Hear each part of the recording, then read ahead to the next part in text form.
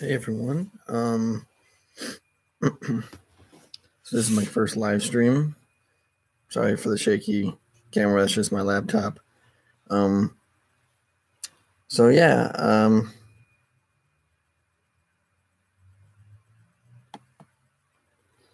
So this is my first Q&A as well as an open discussion. This is exciting. So I'm open to take any questions that you may have. Seriously, any questions, as long as you're, as I've mentioned in the description of this live stream, no hate here. Please, I don't want to have to deal with that. And 2, please be respectful of others, yourself, and me. That's it. So with that being said, hopefully I'll have a couple people at least joining me here. I don't know how many people actually watch my stuff here. Hopefully some. But I'll be going live for a while. And if no one shows up, that's fine. But yeah, I'm open to talk about anything, I believe, involving this channel, which is why I'm doing it here. So if you have any questions, please come ask me, and I'll answer to the best of my ability. And if I don't know, then I can make a mark of it and get back to it later.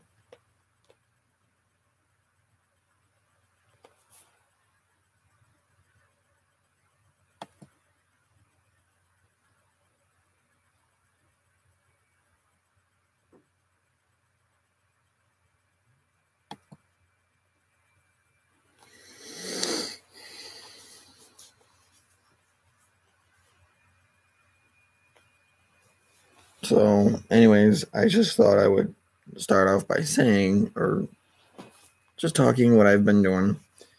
So aside from work that I do almost every day, I've just been going out after work every night, after I come home and after I eat something. And I try to go out to the nearest park. And I know this may sound weird, but I think we take a lot of what we have for granted.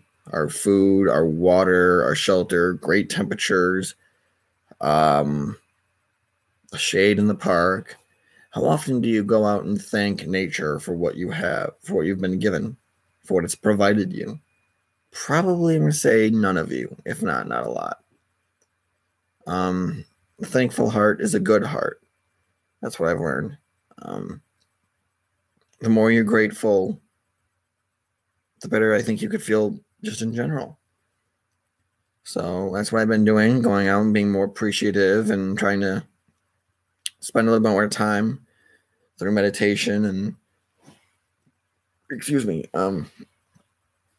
being alone. I do that often, but still I find it not only relieving, but clears the mind and I guess lets the ideas flow.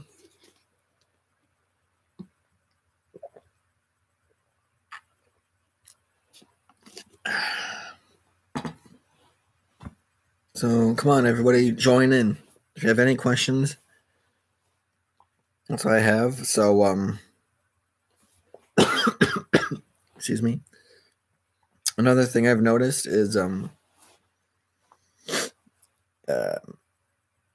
if you ever face with a problem or heavy emotion, you feel grief, you tend to run away from that pain, you tend to run away from it, or you tend to escape for your problems. And it doesn't work because whatever you use to escape is just going to come back at you. Sorry. Whatever you use to escape is eventually you're going to become numb to it and it's not going to work for you anymore.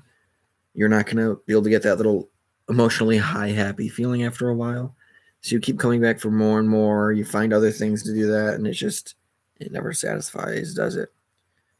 That's why I know it's uncomfortable, and a lot of people don't want to do it, but you got to run at your problems and confront them.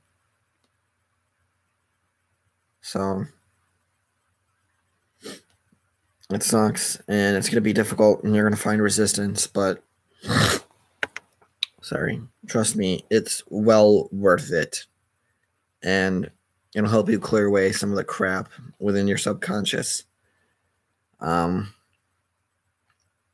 also been practicing, this has been for months, the art of non-judgment, which is hard. You can pretty much guess what it is.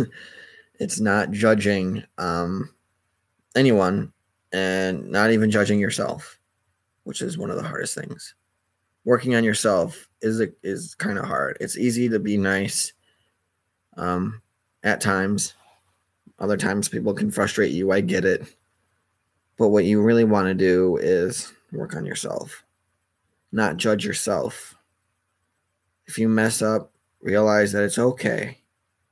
It's okay. We all make mistakes. It doesn't make you a bad person. It doesn't make you a screw up. It doesn't make you unworthy, because you are worthy. You are worthy of real, unconditional love. You are worthy of all the acceptance. You are worthy of abundance.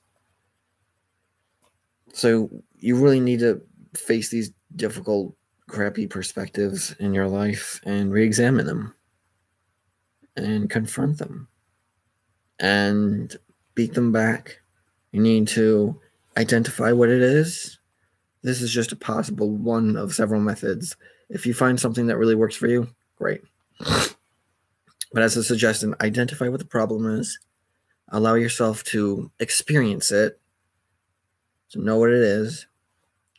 3, let it come, and then just let it go. Let it come up. Let it come up. And then let it out. It's important to clear away these subconscious blocks, because they're unresolved problems that you've had, or issues or problems that you just haven't dealt with.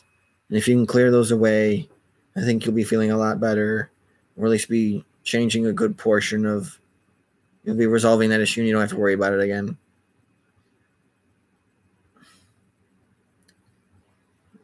It kind of reminded me, as weird as this seems, from a quote from the movie The Martian involving Matt Damon. At the very end of the movie, he's giving a lecture to a bunch of students who are probably prospective astronauts. And he says, when you're out there, you're going to experience a lot of problems. And it's going to get overwhelming. And you're going to feel like you want to give up and be like, this is it. I'm going to die. But you don't. You can do that, or you can get to work. You can do the math. You can buckle down, solve one problem, go on to the next problem, solve that one, and then go on to the next problem. And eventually you get to go home. That's what it is like with your subconscious. You solve one problem. You confront these issues in your subconscious. You bring them up. You battle them out. You deal with them. You resolve them. And you move on to the next problem. And you keep moving on. And it frees you up. Another thing I've been noticing in my life, so you can take that advice with you. Another thing here that I've been noticing is a lot of number synchronicities. For me, number synchronicities involving numbers like 1010, like if you see it on a clock, or if you see it on a license plate. Wherever you go, if you see 1010, especially 1111, that's a good number. That's a sign of spiritual awakening, as well as some other things.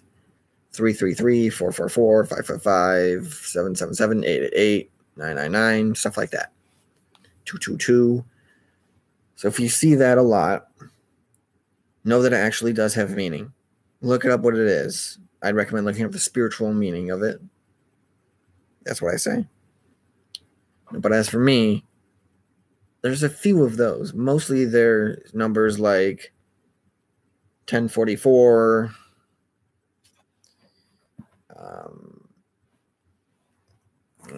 833, 844. On my phone, I was just looking at it, trying to think, oh, is it going to be 1044s? Would this be a great example of it? Nice. 1044, 1122, whatever. Actually, it is right now. As you can see, it's 1044, great example. Yes, I know. My background is an alien. But the point is number synchronicities. 833, blah, blah, blah. You get these things. These are the numbers I'm coming up with. And of course, I feel like I want to at least look them up to see what they mean. To see either if it's in remain positive, that's a lot of it. A lot of it is your angels and spirit guides and even loved ones can be with you. They're guiding you throughout your life. Stay optimistic, stay positive, keep the faith that you are on the path. Look it up. Look up angel numbers online, especially if you're seeing a lot of this stuff. I say it's great. They can actually really help you find things that you need to improve, along with, and this is what I've also been doing, interpreting my own dreams. Because that's where the subconscious comes out and plays. So that's one thing.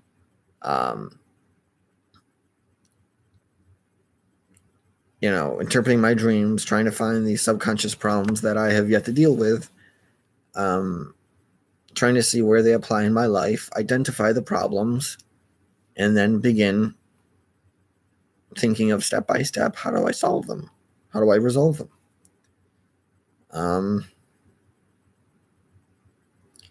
Another thing I've made note of in a previous video recently, that happiness comes from the heart, not from material wealth. Some of the happiest people in the world go to work, coming home from work smiling like high hell. Some of the richest people with richest people with all the money or tons of possessions can feel really unhappy. It's because they're trying to derive their happiness from their material wealth, and it doesn't work. It's okay to have things. It's fine. I'm not saying give it up. What I am saying is don't derive your happiness from external sources or material possessions, if you would call it that, because you're just going to fail. And it's not going to work. You're going to be sad. You're going to end up in a vicious cycle of putting your faith there. You're getting a momentary high. It ends.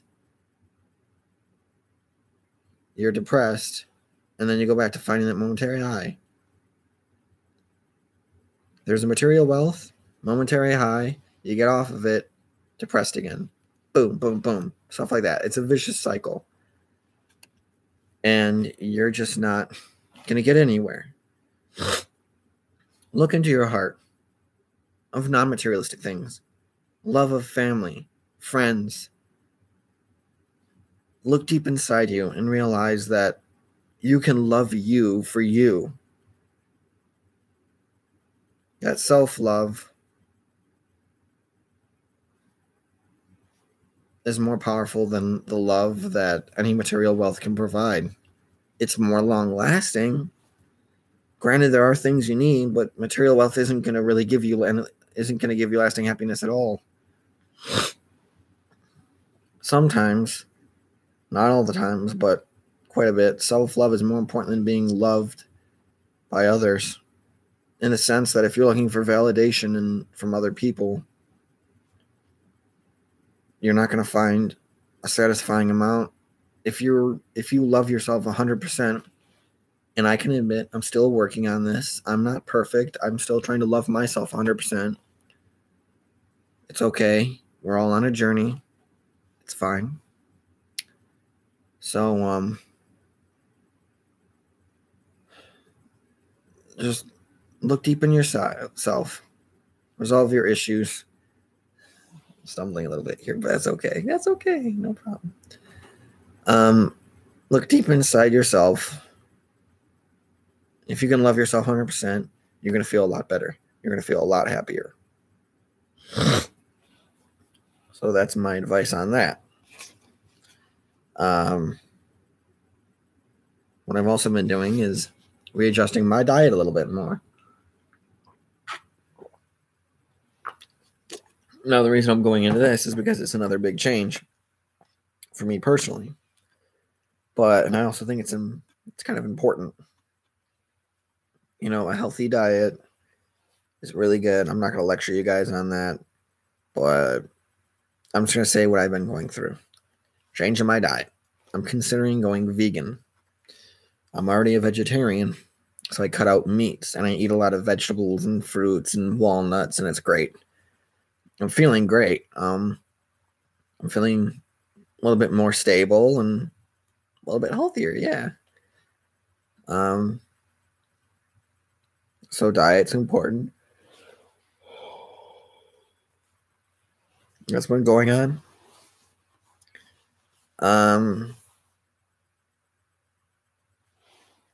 I have friends at work. That's probably the only other friends I hang out with, other than my buddy Morgan.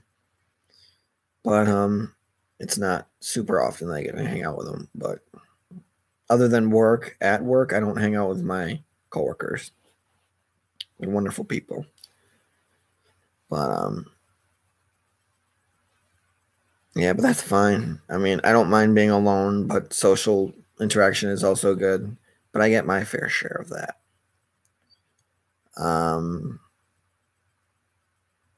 My family, I haven't really talked about that in a while, but I have a 1-month-old niece. Her name is Parker. She's so cute. She lives with my second youngest brother. You know, there's me, and then that brother, and then several other family members. Another brother of mine, he's the father of his adopted son, Asher. So I got a little nephew who's about a little over 1 year old, and he's a really cool kid. Really, really fun, really cute. He's got like what looks like a curly red hair, little mohawk going down the back of his head. I can't wait to see what see what kind of personality he has, and watch him grow up. And I love him a lot. Family brings me joy, and I'm thankful for that. So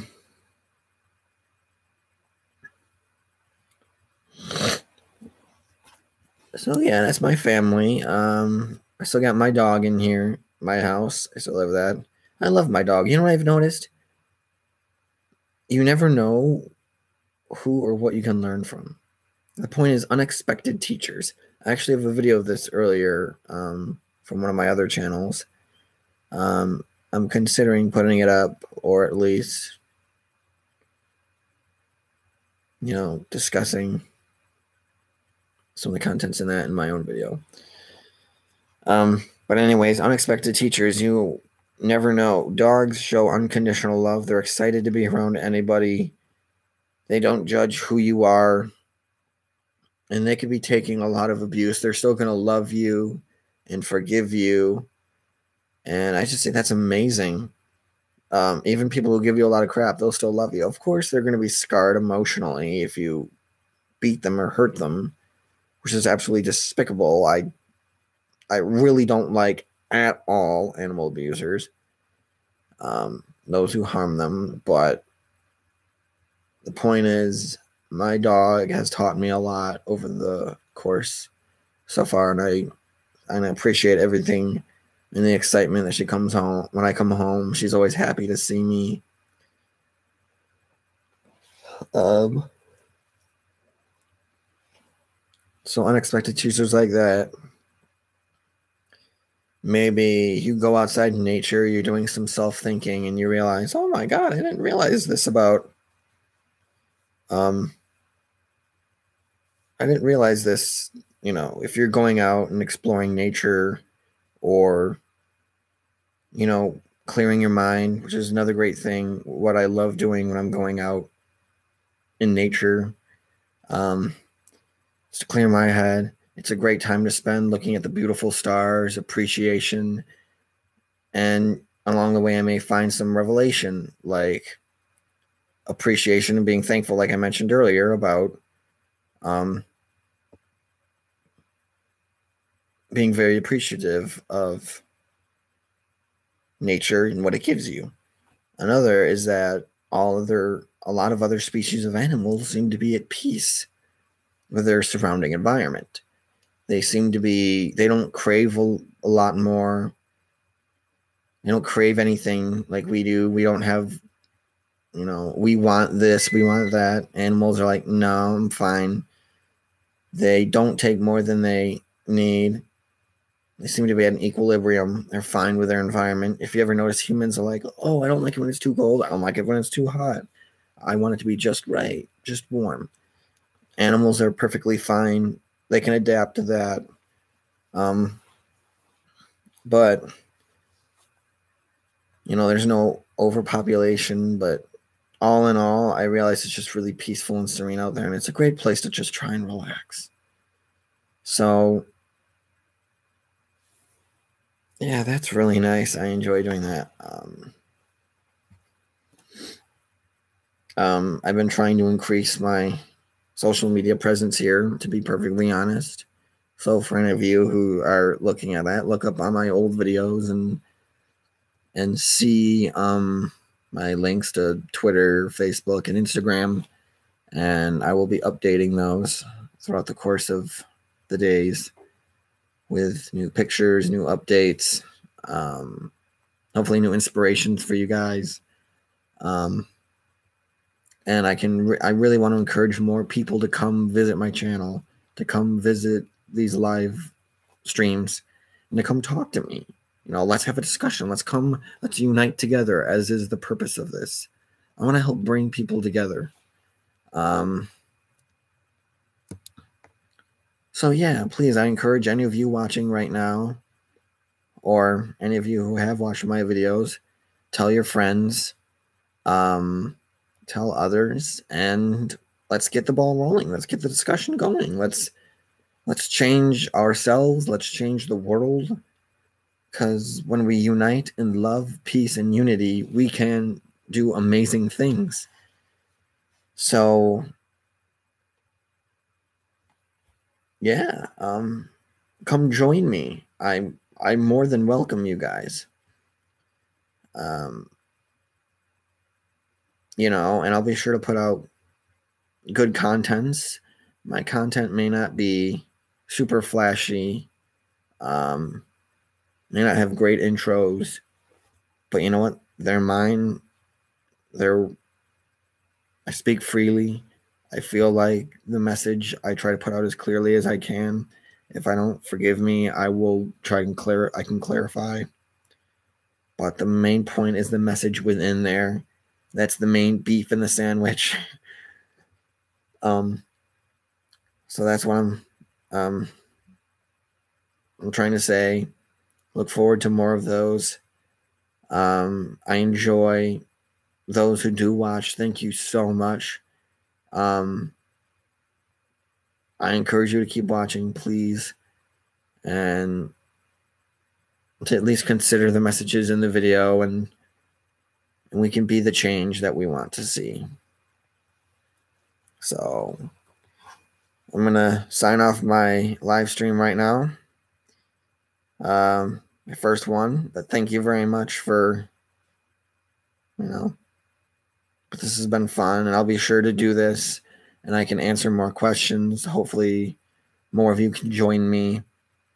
So yeah, next time, please join me, and we can have another discussion, another Q&A, an open discussion. And if you guys have any concerns or questions or comments, I can address them.